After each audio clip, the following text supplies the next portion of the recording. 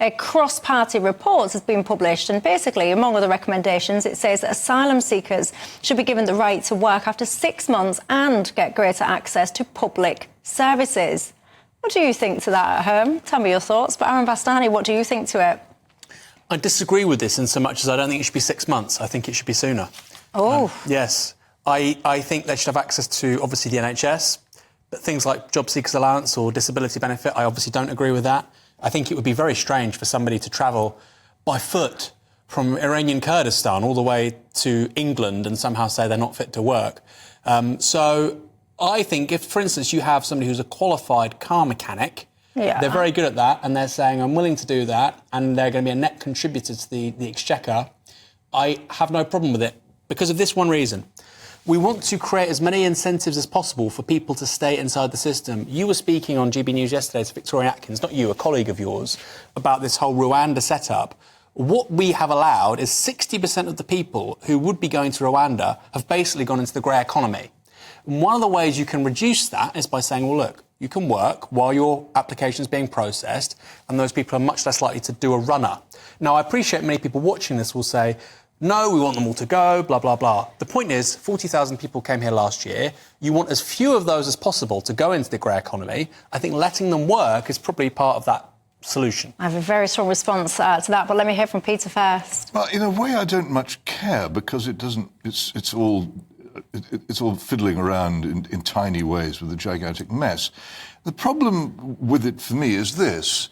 If you are an asylum seeker, what you're doing is you're fleeing from persecution or danger of some kind. And if that's the way you choose to come into this country, then what you're saying is you're so desperate to get out of where you come from that you will go practically anywhere to get out of it. And therefore you can't really pick and choose your conditions. If they'd come as migrants applying legally to enter the country on work visas, then they can work.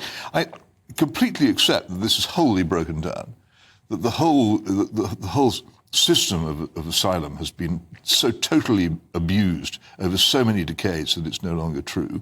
But it just seems to me that it has to be mentioned from time to time that what we are actually dealing with here is illegal immigration, not people genuinely in search of asylum. Almost every single one of the people who comes here claiming asylum has come from France. Now, I accept that the quality of the coffee has declined in France recently, and there are one or two other things wrong with it. I don't actually much like the TGVs, but it's not a dangerous country. It certainly is not. It's not a dangerous country. There isn't any oppression there. There isn't any persecution there. So they can't be coming here as asylum seekers. They have to be coming here for... So can we, in our public discourse, just stop using this expression? It simply is... What would you call them instead, then? I call them illegal entrants. That's what they are. They've come here illegally across the Channel without going through passport control to leave France or to enter this country.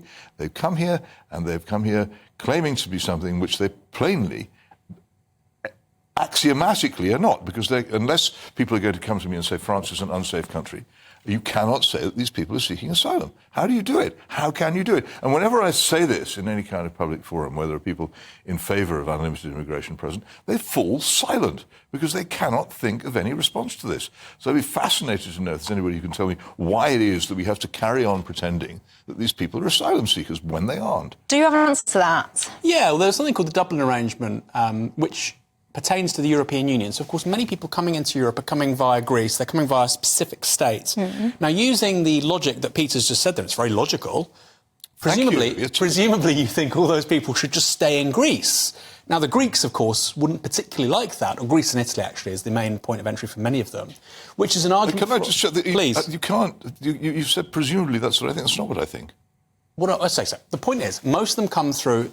It's unfair on Italy and Greece, if the people coming to those are the first safe countries they're entering in many cases, for those countries, therefore, to have millions upon millions upon millions of people... Deeply unfair, but can I tell you... Well, I would say let's have a coordinated European response on this, which is not what we have, by the way, at the moment. But we had a coordinated Western, I won't say response, action, and the two principal reasons, three actually, why this is going on, is number one, that Britain and America invaded Iraq, Yes, no, I agree with all of smashed this. up the Middle East and turned it into a cauldron of misery and created one of the biggest waves, Afghanistan the same, biggest waves of migrants in the history of the modern world.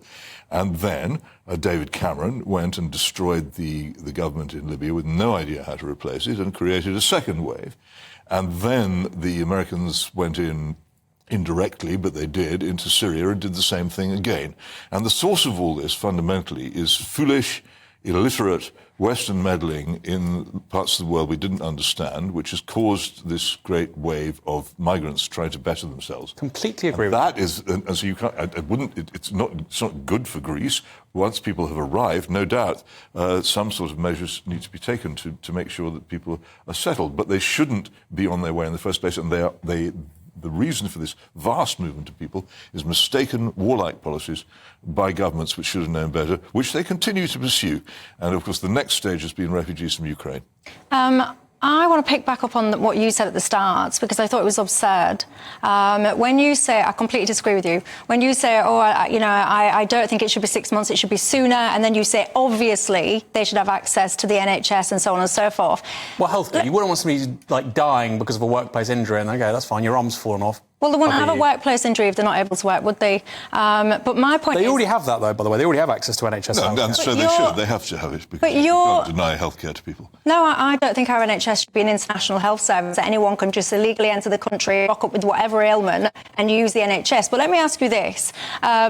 If you get your wish granted, so people can work pretty much from day one... It's not my wish. I agree with Peter. None of those people should be here. It's because of primarily failed Western foreign policy. And by the way, they want to turn Iran into another failed state. That's another 100 million people coming to Europe. Yeah, but you specifically said that you think that they should be able to work sooner, have access to this, that and the other. So if you... To fix the mess we have. That's not my wish. That's not my dream. Do you think that would make more people make that crossing or less? Great question. That's a great question. So we have to figure out a way to create sufficient incentives for people not to go into the grey economy, which is what's happening, right? Which is what's happening, without creating incentives for more people to come. That's a very important point you're making. What's the answer to it? Because I think the answer to my question is it will incentivise more people, so therefore you'd have a higher number. I think what you have to have is you have that right to work, they're paying into the exchequer, and you have a quick, efficient system of dealing with people, whether they can stay or leave. If they have 6-month period and you know exactly where they are and you remove them if they don't meet certain requirements to stay, I think that's a perfectly legitimate, sensible system. We don't have that. Whatever way you look at it... Do you concede it would increase those numbers? I have absolutely... Look, I think... come on, because it's common sense. I don't have statistical data. No. Look, here's the thing. We can have this conversation about incentives and push and pull. If we go into Iran, if there's a war between Israel and Iran, and we create a failed state in Iran with 100 million, 90 million people there, it doesn't matter. We'll have tens of millions of people coming to Europe, whether you're right or whether I'm right. So the point here is that failed foreign policy has created millions upon millions of people coming to Europe, pushed by the US. We agree with that. We all agree with that. And we don't, you see, because the thing is that these wars happen.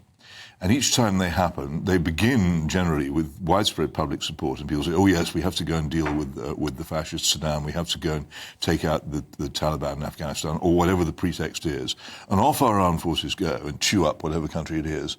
And then later on, this thing happens. I don't think most people make the connection between these foreign policy disasters and the gigantic wave of migration, both from Africa, North Africa particularly, but from sub-Saharan Africa increasingly as well, from Africa and from the Middle East, which is now heading our way, because people want to better themselves. They can't live as they...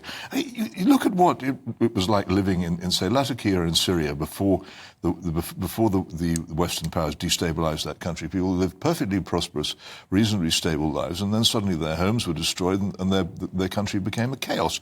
So they wanted to get out of that, and then, having done that, they began to think, well, maybe we can better ourselves. And some went further. Of course, the vast majority of people from these destroyed and chewed up countries don't go very far.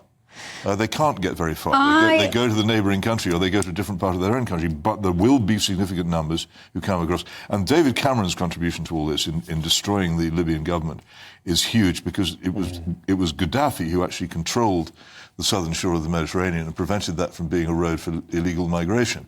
These things are all grave mistakes, and I think when we discuss this, instead of saying let's send people to Rwanda or let's change the way that so-called asylum seekers are given their welfare, we narrow the thing down to the point where we don't understand anything. We have to realise these foreign adventures, which the press and the TV and many people are so keen about, have consequences. Yeah. They do indeed. They're not just things you see on the television where an aeroplane shoots a rocket and it goes bang.